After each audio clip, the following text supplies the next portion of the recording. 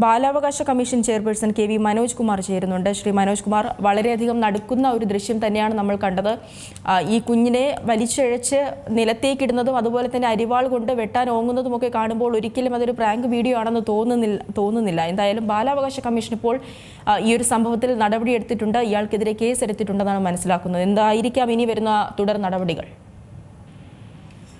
ഈ വിഷയത്തിൽ കമ്മീഷൻ ഇടപെടുകയും കേസെടുക്കുകയും ചെയ്തിട്ടുണ്ട്. ഞാൻ അവിടുത്തെ പോലീസ് ഉദ്യോഗസ്ഥരുമായിട്ട് സംസാരിച്ചിരുന്നു. അതുപോലെ തന്നെ ജില്ലാ ചൈൽഡ് പ്രൊട്ടക്ഷൻ ഓഫീസറോടും സംസാരിച്ചിരുന്നു. പോലീസ് ഉദ്യോഗസ്ഥർക്ക് കൊടുത്തിരിക്കുന്ന നിർദ്ദേശം കൃത്യമായിട്ട് അന്വേഷിച്ച് നടപടി സ്വീകരിക്കുക എന്ന് തന്നെയാണ്. പ്രാങ്ക് വീഡിയോ ആണെങ്കിൽ പോലും അത് സമൂഹത്തിന് നൽകുന്നത് ഒരു നല്ല സന്ദേശമല്ല. അതുപോലെ തന്നെ ജില്ലാ ചൈൽഡ് പ്രൊട്ടക്ഷൻ ഓഫീസർക്ക് കൊടുത്തിരിക്കുന്ന നിർദ്ദേശം ആ കുട്ടികൾക്ക് പ്രത്യേകമായി കൗൺസിലിംഗ് നടത്തി എന്താണ് വിഷയമെന്ന് കൃത്യമായി മനസ്സിലാക്കാനുള്ള സംവിധാനങ്ങൾ ചെയ്യണമെന്നാണ്. കുട്ടികൾ യാത്ര ചെയ്ത് വരുന്നേ ഉള്ളൂ എന്നാണ് മനസ്സിലാക്കിയത്. അതുപോലെ തന്നെ കുട്ടിയുടെ രക്ഷിതാവ് പിതാവ് പിന്നെ അതിക്രമം നടത്തിയ ആൾ പോലീസ് സ്റ്റേഷനിൽ ഉണ്ട് എന്നാണ് ഞാനും മനസ്സിലാക്കിയിട്ടുള്ളത്. ഈ കാര്യത്തിൽ പിന്നെ അതിന്റെ തുടർ നടപടികൾ എന്ത് എന്ന് പോലീസ് റിപ്പോർട്ടിന്റെയും സിപിഐയുടെ റിപ്പോർട്ടിന്റെ അടിസ്ഥാനത്തിൽ കമ്മീഷൻ തീരുമാനിക്കും. ഇപ്പോൾ ഇയാളിപ്പോൾ പോലീസിന്റെ കസ്റ്റഡിയിലാണുള്ളത്. അറസ്റ്റ് രേഖപ്പെടുത്തിയിട്ടുണ്ടോ എന്നുള്ള കാര്യങ്ങളിലൊക്കെ ഒരു വ്യക്തത അതിനിയും വരേണ്ടതായുണ്ട്.